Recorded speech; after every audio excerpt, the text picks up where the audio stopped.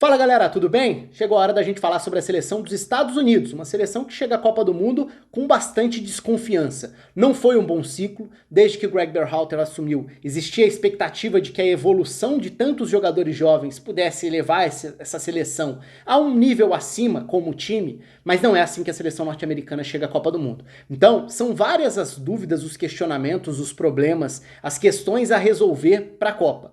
Agora, é um grupo que mantém tudo aberto, afinal de contas é um grupo que tem uma disputa que promete ser parelha ali. O grupo tem a Inglaterra como favorita, mas que tem País de Gales, Estados Unidos e Irã brigando ou entrando na Copa basicamente em igualdade de condições. Agora, a seleção norte-americana tem alguns problemas para resolver. Vou colocar o campinho na tela até para a gente falar um pouco sobre essas possibilidades dentro da escalação, das variações, dos problemas com e sem bola que essa seleção pode apresentar também. Mas especialmente com bola, porque o estilo de jogo do Greg Berhalter é um estilo que pede ou tenta que o time trabalhe de pé em pé, que o time construa desde trás. Isso esbarra em algumas limitações das próprias características dos jogadores. Mas vamos lá, o Matt Turner acabou se firmando como um goleiro titular, pelo menos foi a impressão que passou ao longo do ano de 2022, existiu uma disputa, mas aparentemente o Turner vai para a Copa do Mundo como o goleiro titular. A lateral direita deve ter o Serginho Dest como o titular, e os laterais vão ter bastante peso ofensivo, como eu vou mostrar já já na seleção norte-americana. Tem o DeAndre Yedlin como opção também, o Joe Scally, garoto, que começou a ganhar minutos na Bundesliga com o Borussia Mönchengladbach e pode jogar nas duas laterais. Esse é um outro detalhe, né? Quando a gente olha para todas essas opções na seleção dos Estados Unidos, a gente lembra que é um elenco muito jovem. São muitos jogadores de uma idade muito baixa. E por mais que se olhe e se fale hoje de uma seleção, na verdade de um futebol norte-americano, né? Um futebol dos Estados Unidos, que hoje já é capaz de revelar mais nomes, projetar jogadores, inclusive exportar jogadores para a Europa, hoje já é um mercado vendedor também, o mercado da Major League Soccer, e não mais aquele mercado de compra de jogadores veteranos, já deixou isso de lado há alguns anos. Hoje é um mercado que consegue prospectar, por exemplo, talentos na América do Sul, serve como um degrau eventual para a Europa, mas serve também para revelar seus próprios jogadores, canadenses, norte-americanos de uma maneira geral. Então, assim, a capacidade de gerar talentos, isso dá para dizer que os Estados Unidos conseguiram evoluir.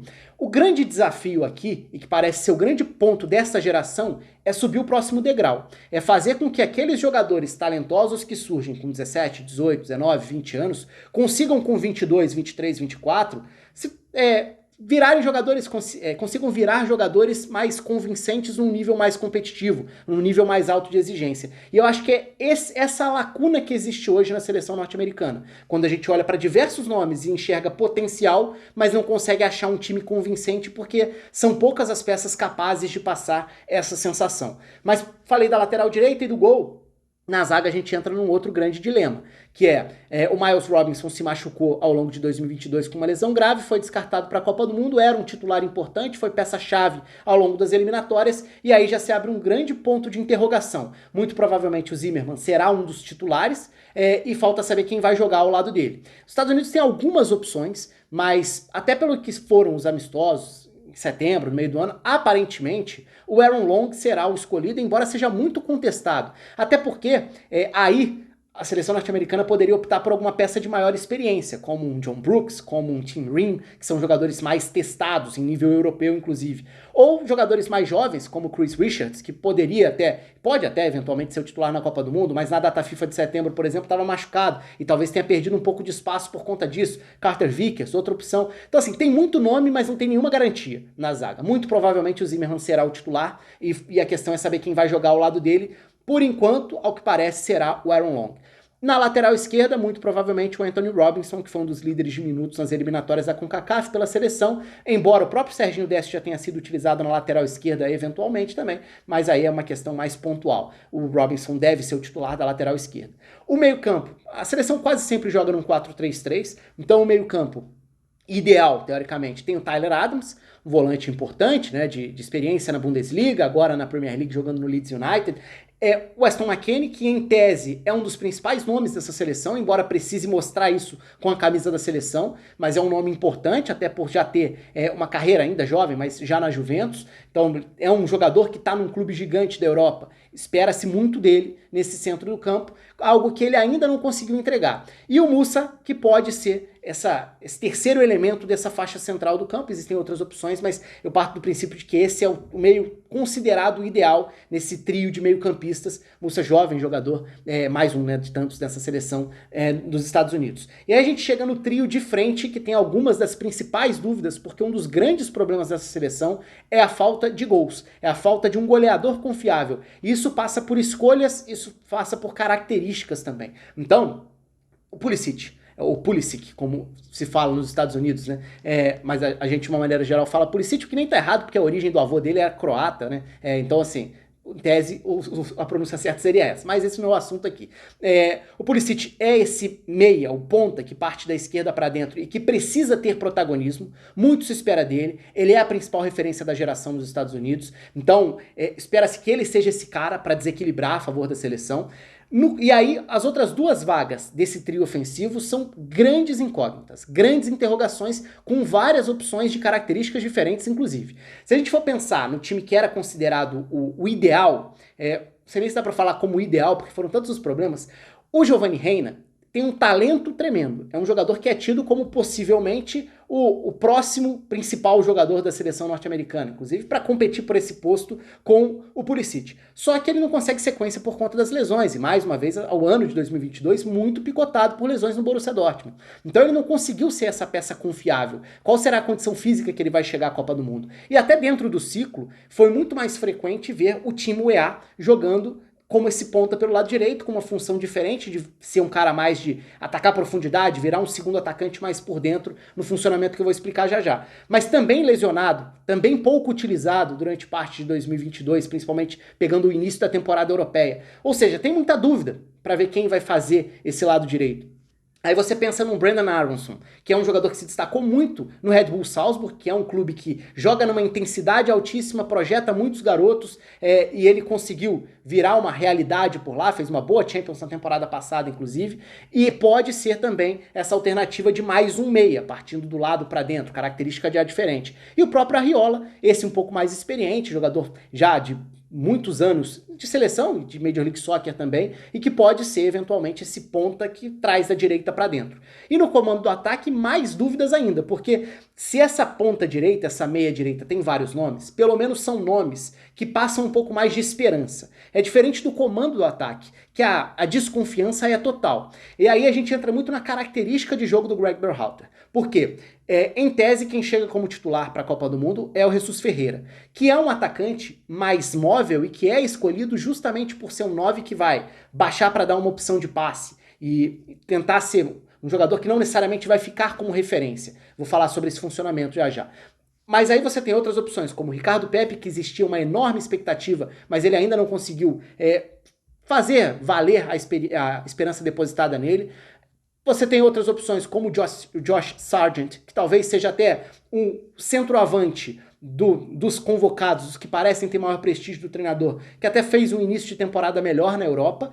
E você tem, de uma outra característica completamente diferente e que ficou fora da lista de setembro, um Jordan Pefok, que também é chamado de Sibache, que era o nome anterior que ele usava, depois optou por mudar de nome, mudar o sobrenome que ele usava, mas Pefok, como é chamado nos Estados Unidos, na Alemanha muitas vezes chamado de Sibache, como era chamado na Suíça, e na camisa usa Jordan. Então os três nomes são válidos nesse caso. Mas o Pefok é o 9, certamente, que fez o melhor início de temporada europeia. Como destaque do Union Berlin, um time que começou muito bem a Bundesliga nessa temporada, só que com uma característica completamente diferente. Então, mais uma vez, como eu falei em todos os outros vídeos aqui, eu tô gravando esse vídeo antes da lista oficial para a Copa do Mundo. Então, eu não sei nem se ele estará entre os convocados para a Copa, mas é um nome que, até por oferecer uma característica diferente, uma variação para o estilo de jogo, poderia ser inclusive o titular. Se a gente fosse falar de desempenho nos clubes, poderia ser o titular, porque já que é uma seleção que carece de gols, carece de presença no comando do ataque, o Pefok é exatamente esse cara, só que num time muito mais direto. O Union Berlin na Alemanha joga com bloco mais baixo, uma defesa sólida, saídas bem diretas, bem longas, para explorar uma dupla de ataque que funciona muito bem combinando com o espaço aberto, que é exatamente a dupla formada pelo Pefok com o Geraldo Becker. Esses dois fazem estrago no cenário da Bundesliga, tendo campo aberto nos contra-ataques. Só que se não é esse o jogo, o mais físico, de ganhar a primeira bola, de correr no espaço vazio, ele acaba perdendo prestígio com o Greg Berhalter. É discutível como opção, mas dá para entender se a gente pensa do ponto de vista de prioridades dentro de um modelo de jogo que o treinador da seleção norte-americana tem. Por mais que a gente possa contestar se esse modelo é aplicável, é compatível com os jogadores que a seleção tem. Essa é uma discussão bem frequente nos Estados Unidos em relação ao momento, ao ciclo da seleção. E aí falando dessa dinâmica, né? Da dinâmica com bola. Eu falei sobre como os laterais têm um peso bastante importante, porque os zagueiros, e aí entra um ponto que é crucial para a seleção. Se a ideia é tentar jogar, sair jogando, trocar passes, construir, e a partir do 9 ter um cara que se movimente, que vire um falso 9 em alguns momentos no Jesus Ferreira, que pode baixar para virar uma opção mais próxima dos meio-campistas no caso, um grande desafio os zagueiros não são confiáveis nessa saída de bola. Não são caras confortáveis progredindo com bola, achando passes. O Zimmermann até tem assumido um papel mais importante nessa função de distribuir. Então o primeiro passe passa muito por ele. Mas o Aaron Long não é um jogador com essa característica. Então passa a ser uma seleção que, se pressionada, tem muita dificuldade. Pode cometer erros e pode comprometer resultados a partir disso. Então ela tenta fazer um jogo que não está muito de acordo com a característica individual de alguns dos jogadores que fazem parte dela. Esse é um primeiro desafio para a seleção norte-americana com bola. Tentar manter a bola, não tendo jogadores que iniciam bem essa saída e que podem comprometer quando pressionados. Esse já é um ponto crítico. Agora, a partir do momento em que esse passe sai dos zagueiros e chega ao trio de meio-campistas, os laterais têm um apoio como uma parte muito importante, porque os três meio-campistas não tendem a atacar tanto. Eles até, em muitos momentos, ficam quase alinhados. O Tyler Adams como o primeiro, e aí pode variar o lado, mas Musa e McKennie como os outros dois meio-campistas. E aí sim, Anthony Robinson e Serginho Dest como alas, basicamente. Laterais que vão se projetar, que vão tentar conduzir a bola à frente e que vão buscar tabelas com os pontas que vão atuar por dentro de diferentes formas. E aí vai depender muito da escolha da ponta direita também. Mas o Pulisic, de uma maneira geral, vai ser esse armador com liberdade para abrir o corredor esquerdo, trazendo para dentro, enquanto o Anthony Robinson vai ser esse cara que vai chegar ao fundo para tentar um cruzamento, uma ultrapassagem por ali. O Pulisic já viveu momentos muito melhores, né? Aliás, ele perdeu muito espaço desde o Thomas Tuchel no Chelsea. Se a gente pegar aquele momento que ele teve com o Lampard,